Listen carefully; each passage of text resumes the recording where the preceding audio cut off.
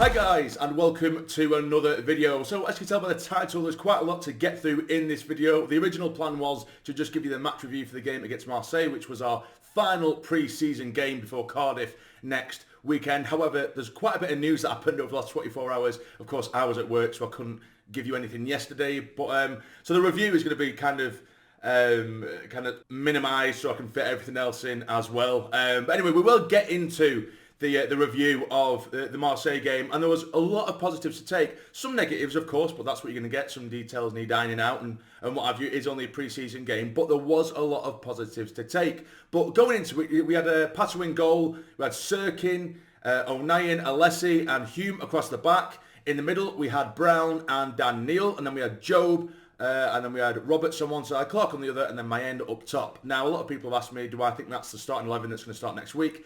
I think it probably is. Should that be? That's another question. However, I do think that is a lot likely what Rodgers is going to go for. But either way, getting into the game, I think you could immediately tell the style of play that Rodgers is trying to implement, particularly with the first team now. With, like I said in the previous game, it wasn't great viewing because it felt like there was just a load of lads just meshed together just to give them game time. Whereas this set of 11 that we had yesterday against a very good Marseille side, mind you, you could see the patterns of play. You could see what they were actually trying to achieve, the system we were going with. The press was very intricate in the way it was executed, and that's what I liked. And against a team like Marseille, they're very similar in that they play it from the back and then they press high up the pitch, and that always makes for a very open game, and it opens us up to more chances as well. So I had a feeling that might have been the case anyway, but the way we did execute the press was fantastic, and that's what I will give them. It was very, very exciting to see. And again, all you needed was maybe a couple of different type of plays in there for it to be a much more sort of well-rounded, excited 11. But, you know, every time they tried to play it out, opening 15 minutes, we were really forcing them into mistakes, and we weren't just sort of just sprinting at them in the terms of a press. It was very educated and an intelligent press. So if they moved over to one side, they'd only have a couple, but they'd really push in, and then everyone else off the ball would push over, and it was well worked. And for every man that was being left, there'd be another one move over, and it was really good to see. I really enjoyed to see that, and it was an exciting game from both sides as well, because both sides were executing almost the exact same plan. So we're cancelling each other out a little bit, but we were forcing them into errors at the back because the press was executed so well. We had a little half chances here and there. Paddy Roberts looked like he was way on his A game as well. It was a menace to them. I really enjoyed seeing Alan Brown and Dhannoo as well. I think Alan Brown, every time he got the ball, he was so positive. He was driving us forward, and he was finding Paddy Roberts out to the right, and then he'd join up the play. Neil was more of an anchored role, and he looked okay there, albeit he did make a couple of errors that led to goals.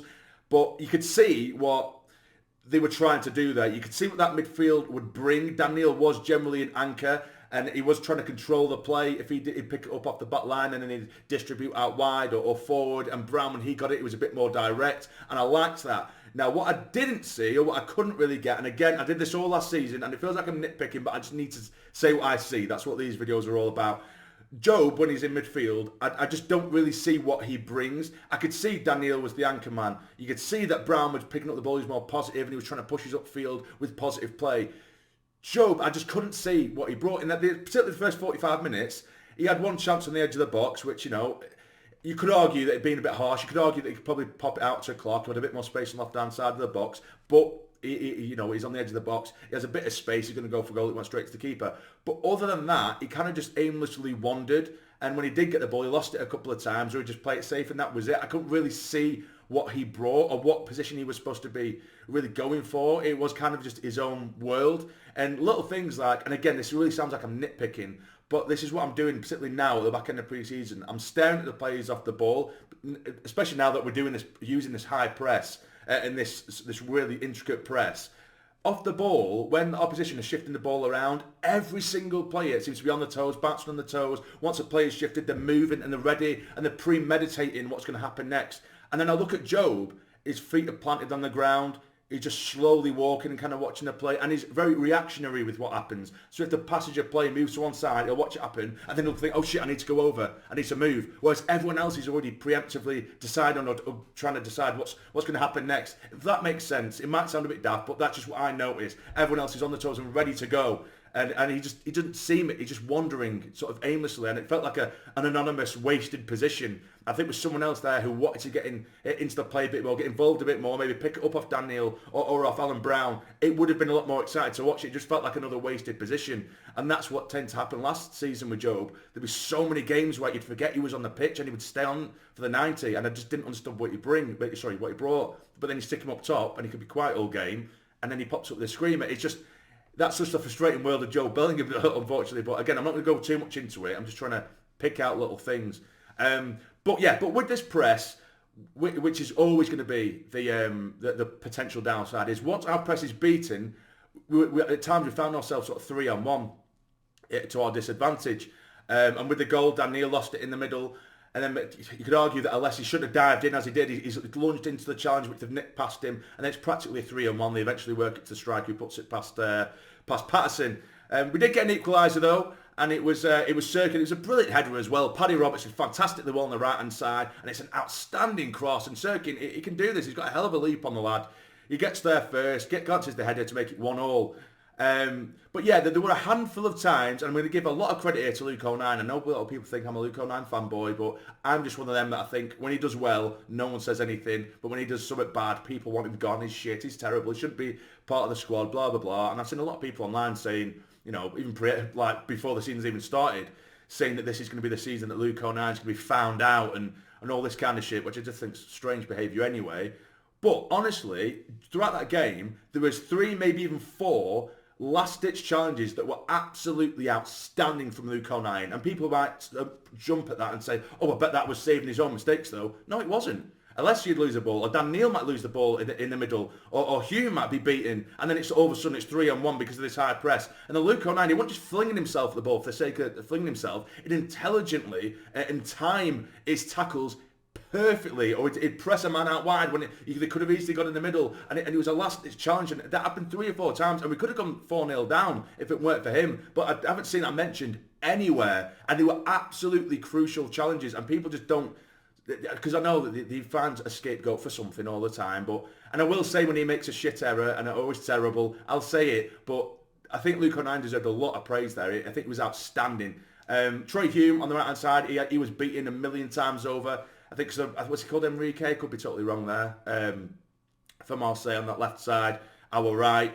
Hume, we had the beating of Hume over and over again. He had a bit of pace, and Hume just couldn't keep hold of him. But that's what you get with quality plays, I suppose. But yeah, that's when Luke had to come over and make several challenges and what have you.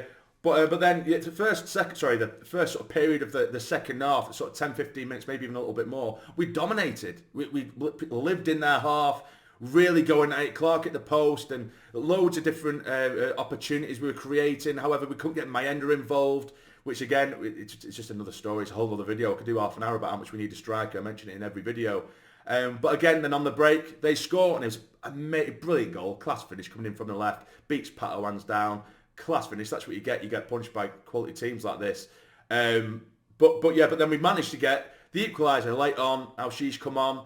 We had ourselves a penalty. And we finished at 2-2. So there's a lot of positives and some little things you can take away from that. And I just think with the sprinkling of quality within that side, I think that could be a very decent team to go into the championship with. But as I say, there were little bits of negatives in there. And Al-Shish as well. You might think that maybe Al-Shish could take Job's role a bit further forward, or Rig. With Al-Shish, for me, I don't know. I'd be interested to hear what you guys think in the comments. I think there's absolutely a player in Al-Shish.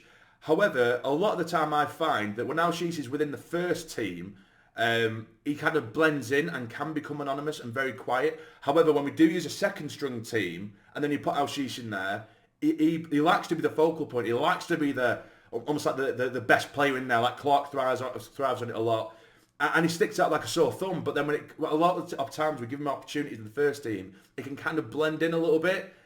Because it's almost like he just thrives on being that focal point, as I say. I don't know. It'd be great to see how he progresses, because I definitely think there's a quality player in there. I feel like we are better, or we can be a better team with him in it. So it'd be interesting to see how he works this season. But yeah, 2-2. It was a good run about, and it was a very good performance. I just think there's only a handful of teams in the Championship that will use that press, or the same press that Marseille used. I mean, we've seen it all season, like last season or in recent seasons. When we're up against a side that are a better team and a bit more confident, particularly when they come to the stadium, like they'll get in our faces and it becomes a more open game, and that's when we look really good on the break and with a high press. But I'd like to see how we would play with a team that are going to sit back, which will be a lot of teams. They're going to bulk a team that says, like, sit back and then try and break. And then if they get a goal, they'll sit back, and we need to try and figure out how to combat that, because a high press doesn't combat that, because all they need to do is hoof it up top. And then we've got the ball and they just sit in front of us, and they've just got banks of players in front of us, and that'll be the interesting one. But yeah, all around, I think it was a good display and a lot of exciting, a lot of positives to take from that. So, of course, in the comments, let me know what you guys think. Now, I probably ran over a little bit, more than I wanted to anyway. That was a proper match review. But so going forward, there has been a little bit of transfer news. After the game, Rodgers was asked about the future of the likes of Elliot Embleton and Jewi and Burnett as well. Apparently, both of them are open to leaving the club. I think what I've seen, there's been a lot of rumours that both MK Dons and Blackpool are very interested in Elliot Embleton. For me, I've said it time and time again, I think he holds value, Elliot Embleton, but his injury record, and he's getting a little bit older now.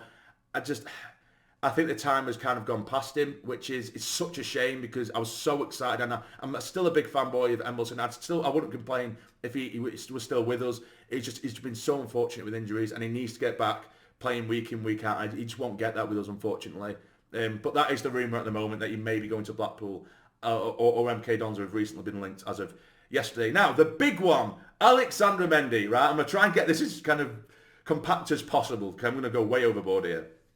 So an interview was released, I think it was yesterday, with a French outlet, and basically he broke his silence with everything that's going on.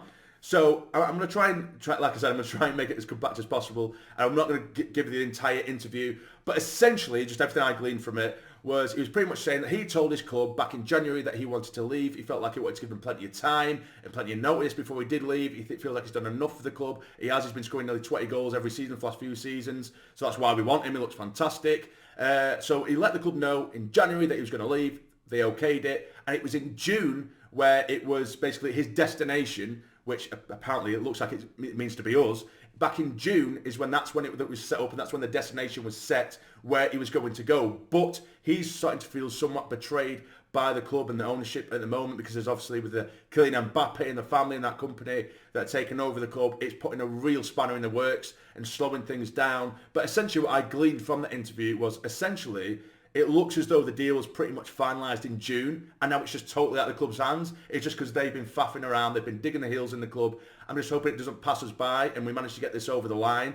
But yeah, it just shows that the club, that he could have been with us back in June. It looks to be, from the interview that I've read, he could have very easily been with us back in June, but everything's just out of the club's hands. So as much as we can give shit to the club, there's very little you can do if another club are digging the heels in.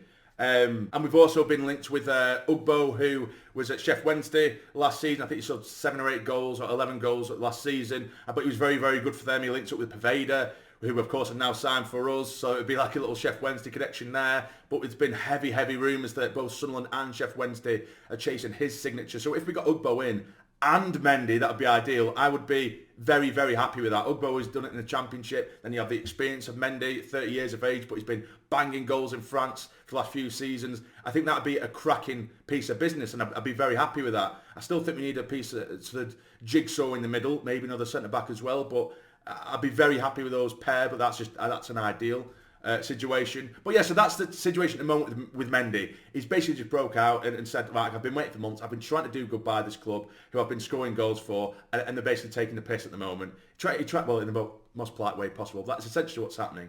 So that's the update.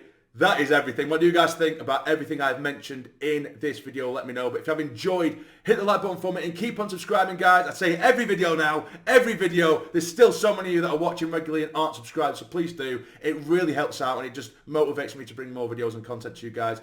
But yeah, take care, guys. Stay jammy.